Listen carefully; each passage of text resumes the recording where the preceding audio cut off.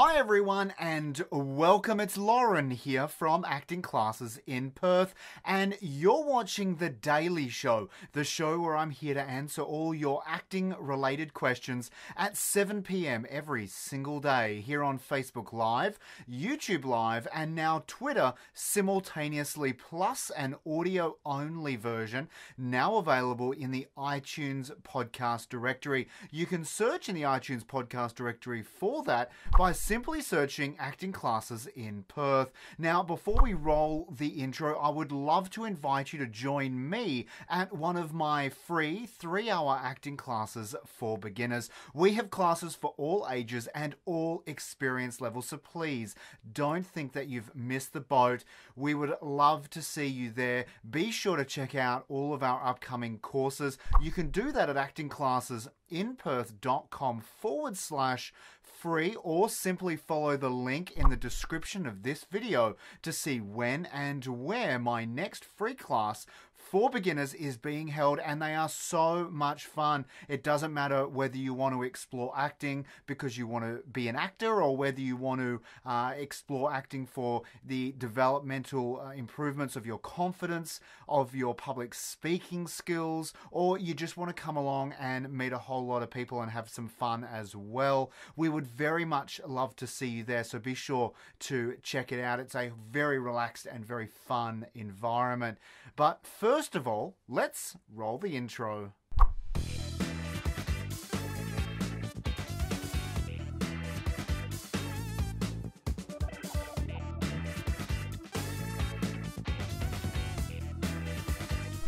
Before we get into today's question, if you are watching us right now, please give us a huge thumbs up. I would love to know that you're out there, and leave a comment or simply ask a question. You know what? If you don't know what to say, just say hello. I would love to know that you are with us right now. Plus, stay tuned because towards the end of this episode, I have another student shout out for a student out there who has achieved so much since starting with me here at Acting Classes in Perth.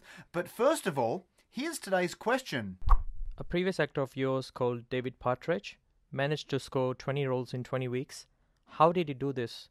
And what can I do to achieve the same results? Nermit, thank you so much for sending in today's question. Look, David was very proactive, and he is a very proactive actor, right? So he gets out there and he started auditioning straight away for student films after his level 1 weekend workshop with us here at Acting Classes in Perth. So he went out, he just started hitting the pavement and going to as many auditions as he could. And early on, he was auditioning for characters out of his type, right? So there was a very specific type of look and style that David had when he started. And that was kind of disheveled. It was maybe a Jesus look. I don't know if I can say that. Yeah, well, I did, I guess, right? He kind of had a homeless look. He kind of had a very kind of intense look, maybe a drug user to some extent, right? So these were very specific styles of characters that just because of his hair, it was very long at the time, it was how the audience saw him. And as a matter of fact, you know, that's how David looked, but he's actually the furthest thing from that. He is the nicest person ever, and he is so incredibly lovely. And I think that's actually a great example of why and how you can't read or judge a book by its cover. But unfortunately, the audience does, right? And so that follows through into the casting space. So whilst he was going for a lot of different roles, he found early on that he was only getting certain roles. And so what David did in identifying the characters that he was getting, we call that identifying your type, is that he would then niche down on that. He would go for all those roles. He'd fill his time going for as many of that style character or that kind of role as he could, and not so much in the early days worrying about the characters that he most likely wasn't going to get.